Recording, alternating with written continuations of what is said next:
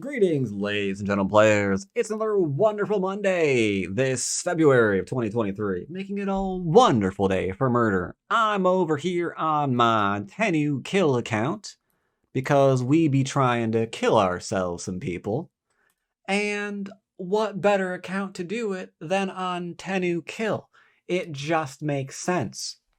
For those of you who keep track of my accounts and are curious about the rank ups and downs, I will say good old Red Shirt did rank up, though he promptly threw our first game. Not looking good there, but you never know. My namesake account, good old Dwyrin, is 5 games to rank up, and Basic Man is 4. So a lot of good winnings been occurring lately. Got a lot of good winnings. Only question now is, will our winnings continue now that I'm coming right off of Simul's? And my head is a little bit loopy. But you know what's not loopy? Signing up for my Patreon and supporting the wonderful content I'm bringing all of y'all every week. You can get fantastic rewards such as getting a game reviewed or joining my group classes, yada yada yada. You know the drill. If that's something you're interested in, go ahead, go over to Patreon and sign up. Maybe there's a reward tier for you. Oh, really sucks. Simul days, man. Simul days. My brain kind of goes off a little bit. So we just threw 2 games back to back. One was just silly. The other one was this one double 3-3 into a whole bunch of garbage stuff. And as you can see here, we had a nice 99% chance to win throughout most of the game until I did something stupid at the end. Ugh, hate those. One eternity later. Now, it's getting late. I'm hungry, and I know I don't have the patience to sit through another 100 move clown fiesta. So I'm gonna go and do a nice review of good old Fantingu versus KG, and I think I got the players backwards. There we go. This is better. So this was played on Fox. Fantingu, otherwise known as YKPCX, was white versus good old Mr. Cage.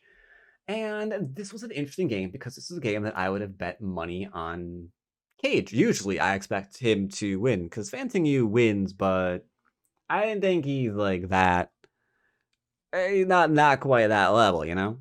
So this game starts off very interestingly with 3-4-4-4 from good old Mr. Cage, and 4-4-3-4 from good old YKPCX. And lo and behold, the good old Cage decides to go ahead and invade the 3-3. They play Modern Opening, giving Sente 2 white to be able to expand because the 3-4 is now facing white's wall. All of that's perfect. Black keeps up the pressure and decides to approach. White backs off because Sente is really important right now. And we can either follow up severely against the left-hand side. We can get Sente if they back off here and keep doing things on the top. We can do whatever we want. Good old Cage decides to back off as well, allowing for a 2-space extension off the top. So we're nice and strong for white there, followed by the last corner being enclosed, all nice and balanced like. Now, a lot of players feel this is an opening that favors black here, and that's only because, 3 corners as opposed to 1. Like, that's why this is a thing. It's like black's got 3 corners, white's got none. How is white ever going to win? Makes you think. But potential is a thing right now because the lower left has not been finished, so that's something that white can usually squeeze for about as many points as a corner is worth. After all, if your opponent doesn't have a base, you can attack them for profit in all sorts of fun little ways, and that should be worth something. If you are attacking something for profit that does not have a base and you gain no profit, it's not that the attack shouldn't have actually taken place, it's that you should have figured out how they didn't pay for not grabbing said base. Makes sense? Cool. That said, we don't attack the 1 stone right now because it's kind of light and flexible. And even if we attack it, It takes a whole other move to kill it while your opponent can be playing big moves right now. So instead, we expand because influence, influence, expansion makes sense. Black responds nice and strong. White splits because one thing we don't want is for black to transition into a kind of a framework game. Takes points here. Now we're slowly seeing where black's points are coming from. The upper left, which is an unknown number right now, it's like 2, 4, 6, 8, 10-ish, maybe more because he wasn't kept in. And then whatever this happens to be worth, that's quite okay. This can threaten to go into the corner, so black says no to that one. But unfortunately, we can come out here and here. It's not really sente. White keeps black low to keep building, and now we're in an interesting game where we're going to see how black is going to say, my stealing your corner in the beginning of the game and giving you a wall and an extension from it is going to be an even result. Because right now it's an uneven result. If, for example, let's say in the game we play elsewhere and white gets like really strong here, and white gets to really start building here. That's a lot of very scary territory. But first things first, right now it is this. Why? Because if we, let's say, do something like here into, I don't know, here, we're getting closer and closer to removing the base off of our stone. We can't, for example, keep playing this way, or we should uninstall the game. We've made big mistakes, right? So we're playing here to be nice and strong. It's like, hey, there's no shenanigans here. You best run. We're not going to simply drop down here because this makes it really awkward. Having to go back and play here, and our opponent gets stupidly strong. So we're going to play here first before defending. This gets us the nice kick in. Picks up some more points because points are still very valuable. Since black has made some here, black has made some here. Gonna make sure we're still in the game point-wise. The pincer makes sense, trying to put pressure on the two stones, and more importantly, trying to start negate some of this wall. But this is a strong, I repeat, strong area of whites, so he doesn't back off, and he decides to play very aggressively. And this is where the game usually starts to turn, even for a professional player. Because for like 1,000 years, influence was respected. And even though the AI is better at reducing the influence, it doesn't suddenly invalidate it. So here, we're seeing the influence beginning to crush these two black stones. Black has to be super careful about how they're going to live. But the middle is also empty. So if you make these stones strong, suddenly the middle is up for grabs as well. Not fun stuff. Black goes to try to get a base. White's like, thank you, yes, please. And one, oh, sorry. That one's a no-no. It leaves the clamp and a whole bunch of nasty stuff behind. So here, black is alive.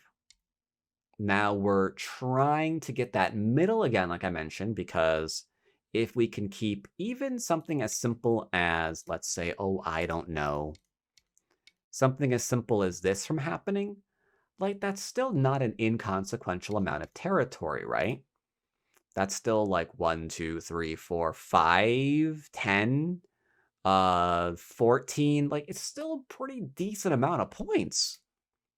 So he tries to fight what's going on, but that opens up him to even more problems. Oh, you could also, it's important to note, you could also do this kind of thing and start building up. You could do this kind of thing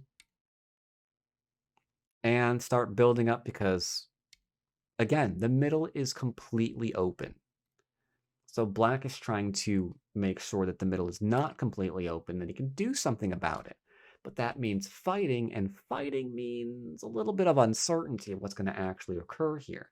Here we have two whole weak groups for black, as he's struggling to just deal with the middle influence. And this is not some scrub player.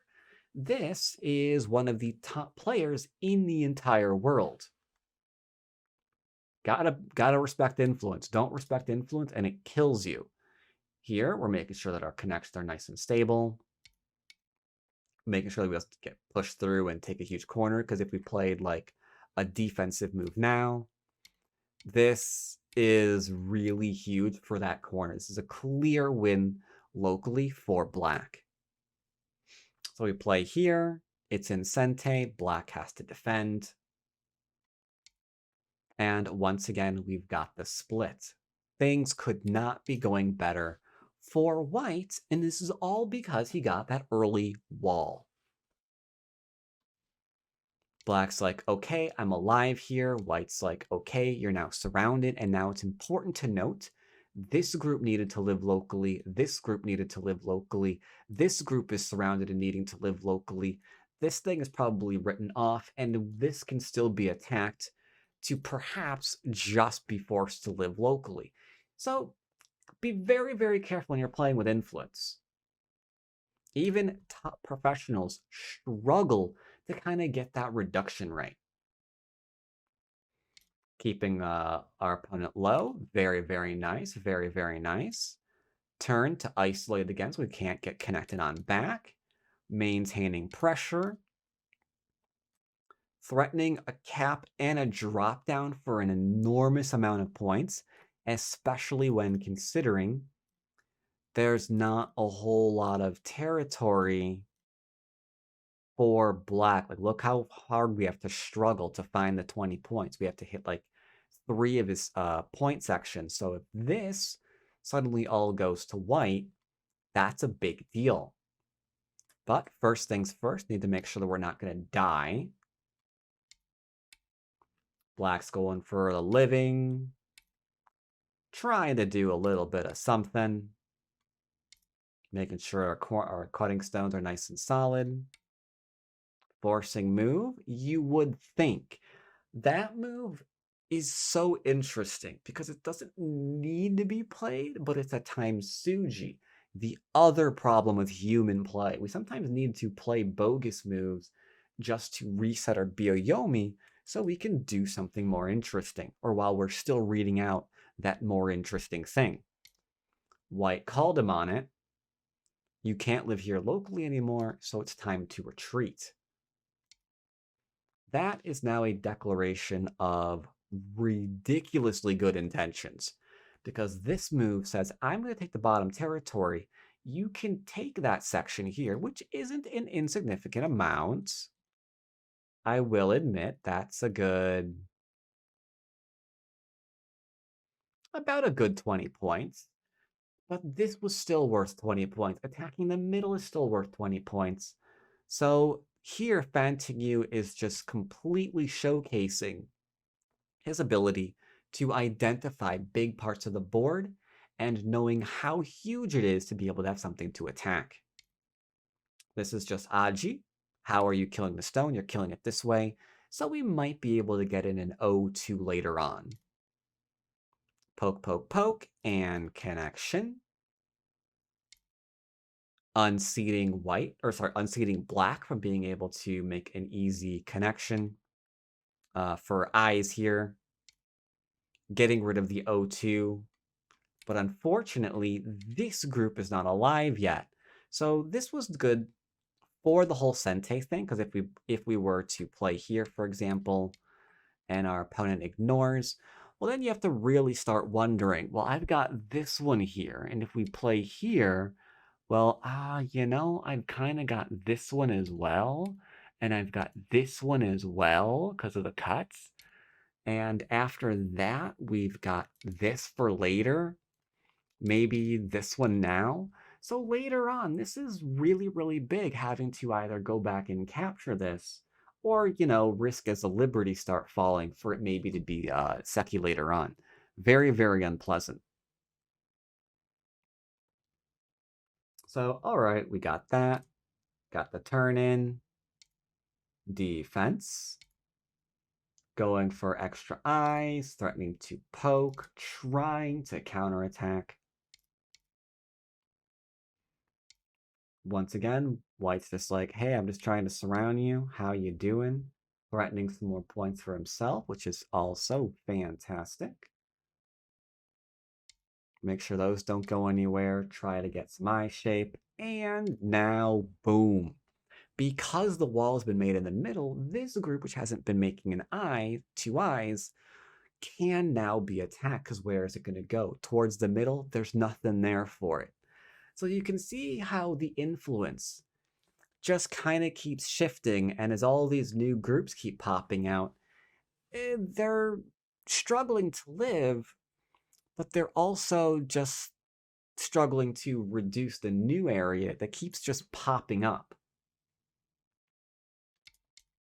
So here we go now, trying not to die. Doing whatever we can to make sure that we're not dead. Easy shape to go ahead and poke at. Same thing here, still got the easy shape to poke at. Trying to get anything done. The fact that this had to connect back to that top group, oh, not good. That is not what you like to see, because that means this didn't make any points, which is below our expectations. Trying to kill some more. Black says no. White says please. As you can see here, these are all of the eye shapes. So once again, looking for more into a connection, trying to again take more. Poke, poke, poke. Poke, poke, poke.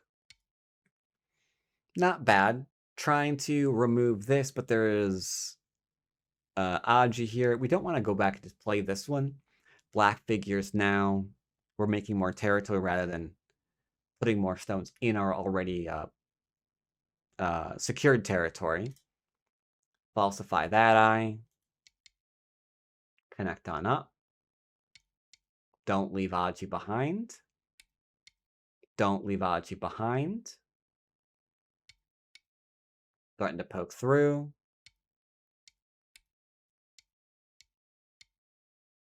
And now we have a problem because we can't make any more eyes. So the question is, can we make any more eyes? That's a really big question. And unfortunately, the answer is no. So the question is, can we make two eyes locally? Well, we could play something like this one, but take note of this. It's only one eye. Unless you want to get rid of an awful lot. You could play here, here, into here, for example, and get cut there, but regretfully, then you lose the game. Actually, wait, scratch that. I lied completely. Sorry. You'd play here and not the Hane. That way, when you block here, you got this one, into this one. So there's no way around it, and then you're just dead. Yeah, black's just dead. There's no wiggle room here. Yeah, black's just toast. I don't think the next move matters. We can play here instead. We can play that one, that one, that one, and then we play this one, this one, this one. Dead there too. Easy to make a mistake on. But yeah, it looks like black is just dead in the middle of the board. Unfortunate for the good old Cage Meister. But it does showcase a nice, brilliant death from someone who was just attacking the next weak group on the board with the influence that was given to them in the beginning of the game. It made use of those little stones throughout the entire thing. It just kept shifting to one area to the next. Like, hey, look, a weak group. All right, we'll go ahead and surround it. Hey, look, an area I can attack to continue building up my influence. Black said no. Okay, fine. Then I got two weak groups to attack. Fantastic.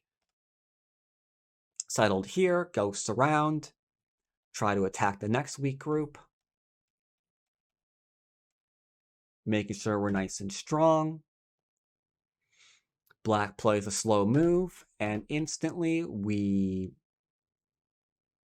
uh, make him regret it because now the top has to be killed in Gote since we're making so many points elsewhere. So that's killed in Gote. Then we go back to just making our points. That's not the thing, thank you. Go back to making our points. Go back to attacking the weak group. Hey, look, a new wall. Time to attack the next weak group. Oh, hey, look at this. We're now nice and solid. We're a complete solid wall, a complete solid wall. Well, I guess that means this is up for grabs again then, isn't it? Make sure we're connected. Keep poking out the eye shape. Looks like it couldn't live. Guess we win the game. Gotta love attacks like that. You can follow along where the slow move was played by black. You can follow along how white was attacking for profit. You can follow along how he prioritized, how he made sure he had Sente to attack the next thing so he doesn't play a slow move like black did. Because when you, especially at the pro level, you can see a small move. Ooh, small move was like the difference for literally all the things, right? Literally all the things. But here's some food for thought. Imagine, if you will, what the board would look like if this was actually connected. There's not a lot of points for black, right? So if that actually had not been cut through and those 20 points hadn't gone to him, that's pretty rough because you can imagine, like, okay, I'll play here now. Well, 1, 2, 3, 4 by 1, 2, 3, 4, 5, 6, maybe 7. All right, that's a problem. Yep, yep, that'd be a problem. That would be a problem. You could maybe even poke from over in here, right? You could probably poke from over in here first with a couple of Sente moves. Ah, gotta be wary of those 3-3 games, man. They look fun and easy, but it's usually because amateurs make a lot of mistakes. Even pros struggle with them. Struggle is real, man. Struggle is real. So I hope you got some ideas for how to attack, how to use influence, how to not freak out over your opponent's territory. This is my Murder Monday. I'm going to go eat because I'm starving. I'll see you next time. Take care, everybody.